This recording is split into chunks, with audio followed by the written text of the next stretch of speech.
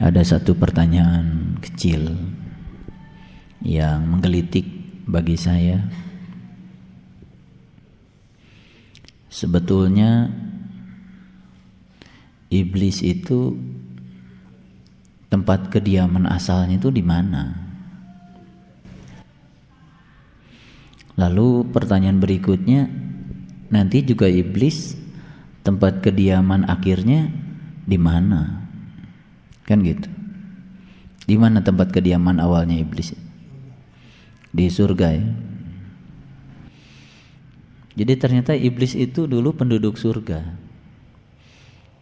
Kata siapa? Ya kata Quran. Kan di Quran itu surat Al-Hijr itu ayat 34 Allah mengatakan, qala, Allah berfirman, fakhruj minha fa innaka rajim. Fakhruj minha, keluarlah daripadanya. Nah, di dalam terjemahan Departemen Agama, nya itu adalah surga. Keluarlah daripadanya. Berarti keluar dari mana? Keluarlah dari surga. Fakhruj minha fa innaka rajim, sesungguhnya kamu terkutuk. Mungkin kita selama ini kan begitu dengar kata iblis itu yang terpikir oleh kita itu neraka saja kan. Iblis itu pokoknya penduduk neraka gitu kan. Padahal dulu ya, setelah Allah menciptakan manusia dan setelah sempurna penciptaan manusia, itu kan saat itu iblis dan malaikat itu disuruh bersujud kan pada manusia yang telah selesai diciptakan oleh Allah itu. Nah saat itu malaikat mau kan sujud. Yang tidak mau sujud siapa? Iblis. Gara-gara gak mau sujud, kemudian iblis itu diusirkan oleh Allah. Dari mana itu? Dari surga. Cuman karena ini kan selama ini kita belajar agama itu kan parsial. Begitu dengar kata iblis itu, yang terpikir oleh kita itu adalah makhluk yang begitu luar biasa, jahatnya gitu kan. Kalau dengar kata manusia, oh itu makhluk yang dimuliakan Allah kan gitu. Kalau dengar kata malaikat, oh itu makhluk yang ya tidak pernah berbuat dosa gitu kan, karena tidak punya nafsu katanya malaikat. Betul nggak? Nah, padahal sebetulnya malaikat dan iblis itu include di dalam diri manusia. Ini yang kemudian dipahami secara parsial, dan itu yang kemudian menjadi sangat berbahaya. Kalau kita dengar kata iblis, yang terpikir oleh kita adalah makhluk yang terkutuk, ya kan? Makhluk yang tersesat kan gitu. Sejauh-jauhnya sesat ya iblis kan gitu. Betul? Oke. Sekarang saya ingin mengajak kita untuk berpikir jernih, tetapi berpikir berdasarkan Quran. Semoga kita terhindar dari pikiran-pikiran kotor, apalagi pikiran-pikiran yang dilandasi oleh hawa nafsu. Saya ingin semuanya membuka dulu Quran surat Ibrahim sebelum saya lanjutkan. Surat Ibrahim itu surat yang ke-14. Itu sebelum Quran surat Al-Hijr. Ya.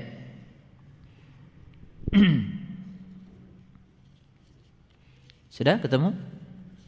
Ya. Tolong dilihat surat Ibrahim ayat yang ketiga. Saya ingin bacakan dari ayat yang kedua, walaupun tekanannya itu ada di ayat yang ketiga. Tolong dibaca dengan jujur membacanya, dengan hati yang ikhlas, yang tulus, supaya kita mendapatkan hidayah. Ayat yang kedua, ya. Lillahillazi lahu ma fis samawati wa ma fil ardh. Allah lah yang memiliki segala apa yang di langit dan di bumi. Jadi yang di langit dan di bumi kepunyaan siapa? Kepunyaan Allah. Kita ada di mana? ada di bumi kan. Nah, kalau yang di langit dan yang di bumi kepunyaan Allah dan kita ada di bumi, berarti kita juga kepunyaan Allah. Kalau kita juga kepunyaan Allah, lalu pantaskah kita merasa memiliki sesuatu yang ada di bumi ini? Tidak pantas kan? Tapi suka nggak merasa memiliki? Suka. Saking merasa memiliki itulah kita kemudian mencintainya, ya kan? Saking mencintai itulah kita sering menderita, terluka ketika sesuatu yang kita cintai harus pergi dari kita. Betul? Itu yang kemudian disebut sebagai keterikatan. Jadi sebetulnya penyebab utama penderitaan manusia itu ya keterikatan itu. Keterikatan itu sebetulnya bukan keadaan cuek, bukan. Bukan keadaan acuh tak acuh, bukan. Keterikatan itu sebetulnya bisa diartikan kita menjalani hidup dengan serius, mengerjakan apapun dengan serius, tetapi kita tidak pernah memikirkan hasil yang kita kerjakan. Karena keterikatan itu biasanya bukan di proses. Keterikatan itu biasanya adanya di hasil akhir. Sehingga sering mengganggu proses ketika kita melakukan pekerjaan. Itu sebabnya saya menafsirkan yang namanya kesuksesan itu bukan pada hasil akhir sebetulnya. Kesuksesan itu sebenarnya terletak pada kualitas proses. Jadi seseorang yang telah melakukan suatu proses dengan prosedur yang benar dan prosesnya itu cukup berkualitas, maka sebetulnya dia telah sukses. Walaupun pada titik akhir tidak mencapai yang dia ingin, tapi kan mencapai yang Allah ingin. Ya kan? Sebenarnya kesuksesan itu bukan sesuatu yang nyata kalau menurut saya. Kesuksesan itu adalah hayalan dan adanya di pikiran. Yang kenyataan itu ya yang diproses itu. Jadi kualitas proses itulah sebetulnya kesuksesan. Makanya saya sering mengatakan tidak usah selalu berorientasi untuk menjadi orang yang berhasil, tetapi berorientasi untuk menjadi orang yang bernilai. Nah, nilai kita itu adanya di proses. Sama seperti kita memandang kehidupan. Ketika orang ditanya berapa deposito Anda, kemudian dia jawab sekian triliun misalkan. Lalu sebagian orang mengatakan, oh Anda sukses karena telah mengumpulkan sejumlah uang yang begitu besar. Tapi ketika dia ditanya, pernahkah Anda berbagi dengan apa yang Anda dapat? Ternyata dia tidak berbagi, terus saja mengumpulkan. Sebetulnya dalam ukuran spiritual dia itu sebenarnya tidak sukses. Justru yang sukses itu yang hari ini tidak punya apa-apa, tetapi akibat apa-apa yang Allah berikan padanya telah dibagi oleh dia. Itu sebetulnya keberhasilan hidup. Karena dia telah menjadikan hidup ini begitu bernilai. Makanya kalau kita lihat para nabi, para suci ya, orang-orang yang telah luhur spiritualnya itu hampir dikabarkan tidak ada orang yang meninggalkan harta yang berlebihan. Tapi yang dia tinggalkan itu adalah nilai-nilai kehidupan yang luar biasa, yang abadi. Orang yang meninggalkan harta yang banyak itu ya 40 hari juga udah habis. Tapi orang yang menghadiahkan nilai-nilai kehidupan, tengoklah Nabi Muhammad gitu ya. Tengoklah, mohon maaf saya mengambil contoh yang lain, Bunda Teresa. Tengoklah misalkan yang lain ya Mahatma Gandhi misalkan. Bagi saya itu orang-orang yang luar biasa. Beliau telah melahirkan statement-statement yang begitu bernilai. Satu kalimat saja yang diluncurkan oleh orang suci begitu menenangkan ketika kita membacanya atau ketika kita mendapatkan kalimat itu. Bukankah itu merupakan suatu nilai? Dan nilai itu ternyata abadi, tidak pernah hancur ya oleh ruang dan waktu. Itu. Oleh karena itu maka sekarang ini tugas kita adalah bukan mengumpulkan berapa banyak yang kita kumpulkan, tetapi bagaimana kita menciptakan nilai-nilai kehidupan yang nilai itu menjadi abadi bagi diri kita dan juga bagi orang lain.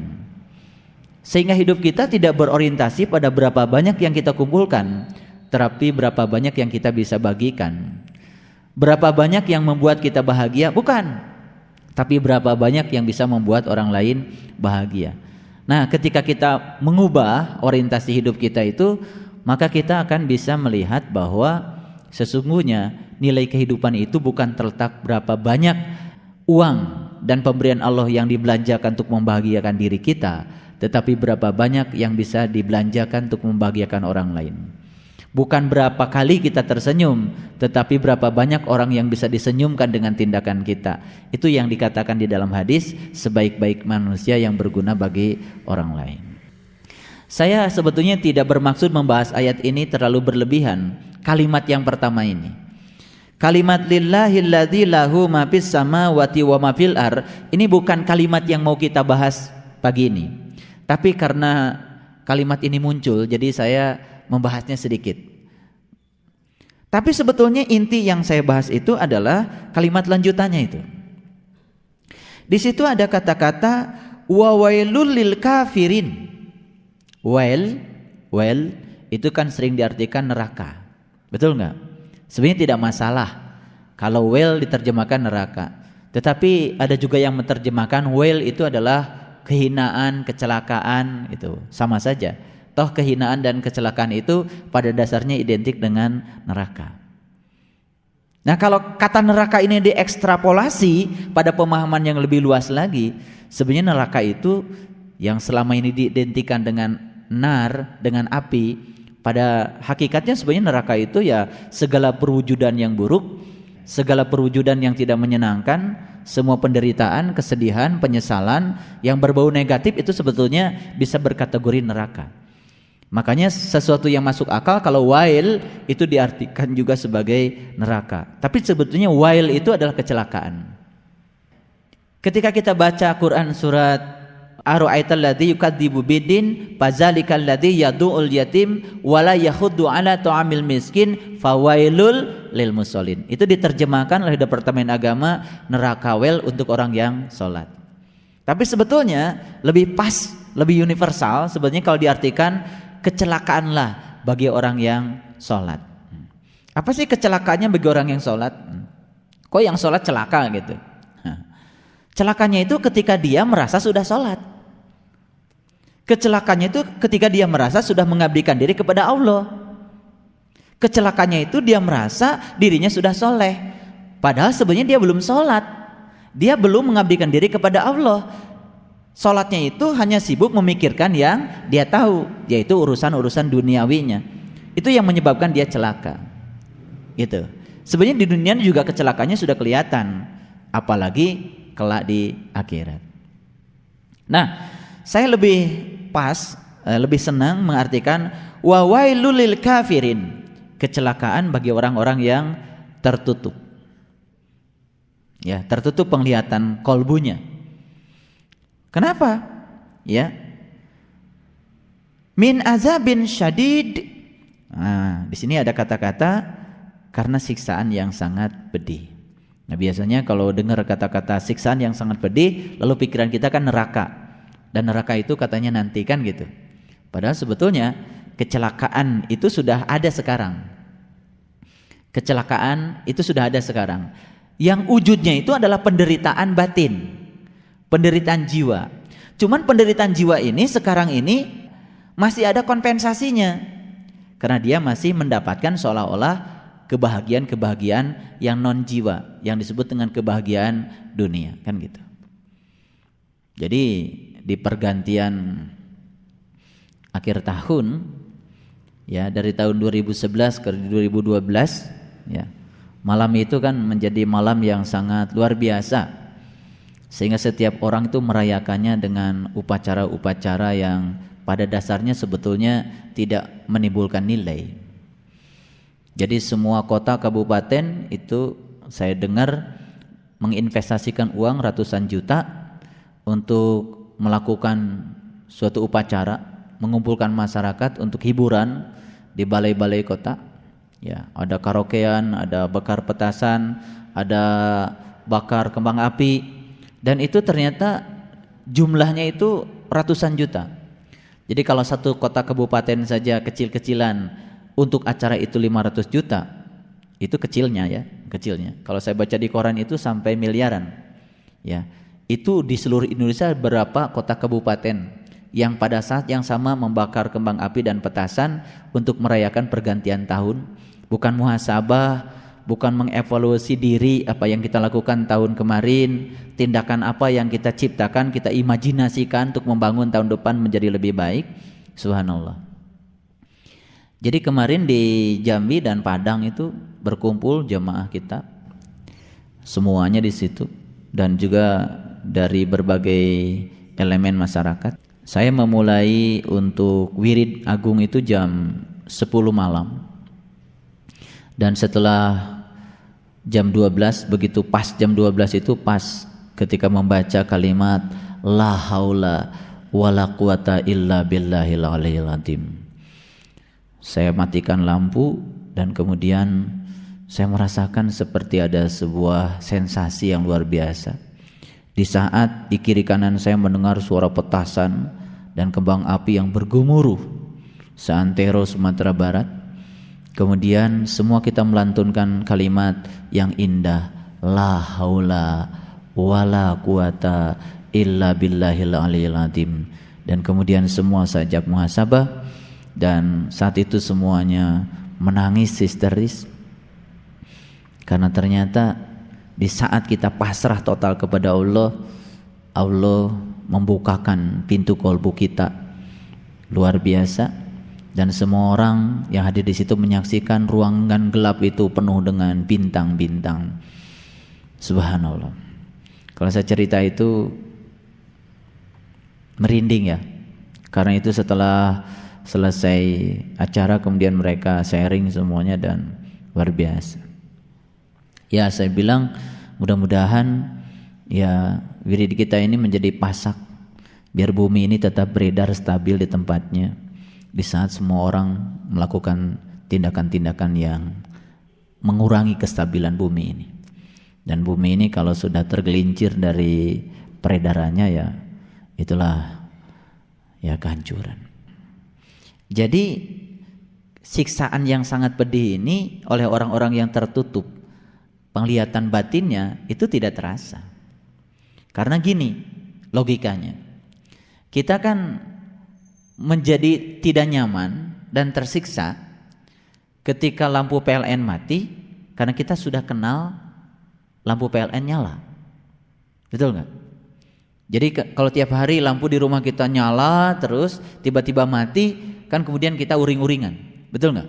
Uring-uringan, tidak nyaman. Mau ngecas HP nggak bisa, ya kan? Mau nyalakan microwave nggak bisa, karena selama ini kan kita dimanjakan oleh listrik. Mau nyalakan TV nggak bisa, ya kan? Semua aktivitas di rumah mati. Padahal dulu juga kan kita asalnya tidak bergantung pada listrik. Menjadi tidak nyaman ketika kita mencoba untuk bergantung padanya. Tapi orang-orang yang sampai hari ini tidak mengenal listrik, mereka hidup nyaman-nyaman saja.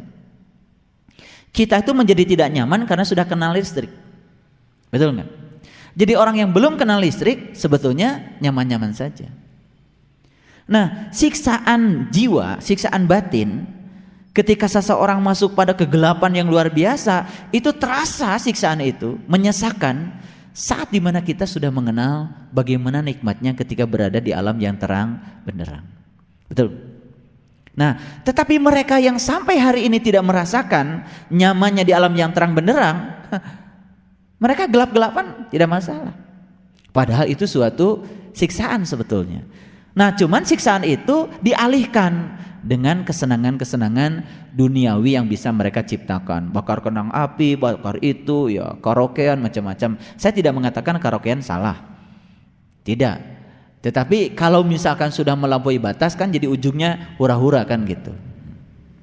Kemudian ayat berikutnya, tolong diperhatikan ya. Kenapa orang itu mendapatkan siksaan yang pedih?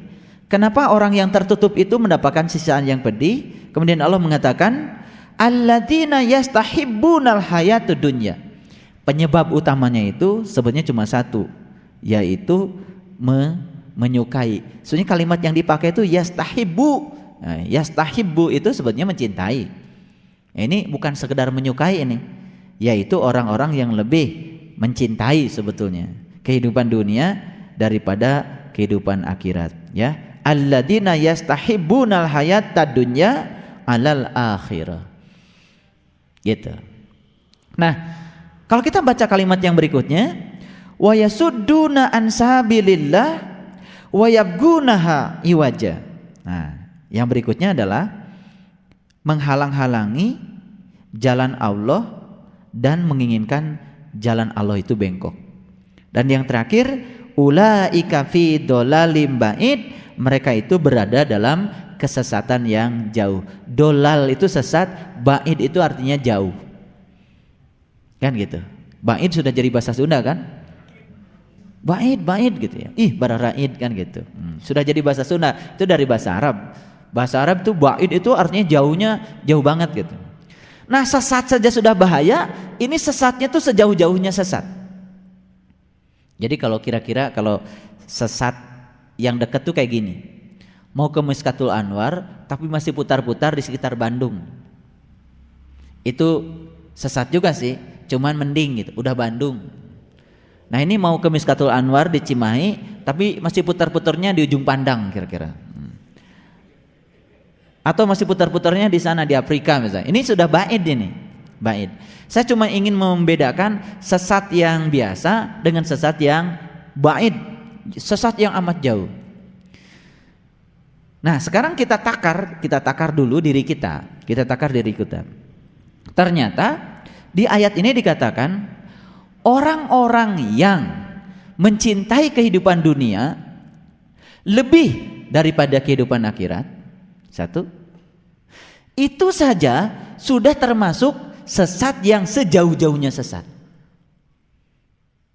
Ya, kalau kita menakar semuanya, ayat ini diterapkan pada kehidupan kita, siapa di dunia yang tidak sesat? Kalau sesat itu salah satu cirinya adalah mencintai kehidupan dunia lebih daripada kehidupan akhirat, siapa di dunia yang tidak sesat? Betul nggak? Ini Quran. Salah satu ciri sesat yang sejauh-jauhnya sesat adalah orang yang mencintai kehidupan dunia melampaui kehidupan akhirat. Saking cintanya pada dunia, selama dia mendapatkan kebahagiaan jasmania, siksaan ruhaniyah yang azabin syadid nggak kerasa. Sebetulnya siksaan Allah pada wilayah ruhaniyah itu hanya akan dirasakan oleh orang-orang yang sudah mengenyam kehidupan ruhaniyah itu kayak apa nikmatnya. Ketika tidak mendapatkannya baru dia akan tersiksa. Yang belum mendapatkannya tidak merasa tersiksa. Makanya ya, ini bedanya antara orang yang tertutup dengan orang yang terbuka. Nah, apa sih maksudnya saya bahas ayat ini? Kan tadi kita sedang bicara setiap ada kata-kata sesat, apalagi sejauh-jauhnya sesat, neraka, macam-macam, selalu dikaitkan dengan iblis kan? Betul nggak? Nah, sekarang saya mau tanya, sebetulnya iblis itu sebenarnya siapa? Dulu pernah di surga kok. Betul nggak?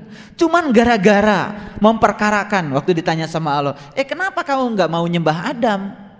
Iblis bilang, karena Adam diciptakan dari tanah, sedangkan aku diciptakan dari api. Bagi iblis, tanah dan api sesuatu yang berbeda. Menjadi berbeda karena yang dia lihat itu sesuatu yang bersifat lahir. Nah, kenapa manusia membeda-bedakan satu dengan yang lain? Kenapa? Karena dia masih terjebak di wilayah lahir. Lahir itu beda. Merah dengan kuning beda. Betul nggak? Orang yang pakai baju bagus dengan orang yang pakai baju kurang bagus, bagi dia beda. Yang sepatunya lecak dengan sepatunya perlente, bagi dia beda. Yang badannya tinggi dengan yang rendah bagi dia beda. Yang badannya putih dengan badannya hitam bagi dia beda. Selama kita masih ada di wilayah yang bersifat jasmania, yang muncul itu adalah kebiasaan membeda-bedakan. Jadi yang suka membeda-bedakan manusia satu dengan yang lainnya, berarti menurut Quran secara hakikatnya dialah sebetulnya iblis.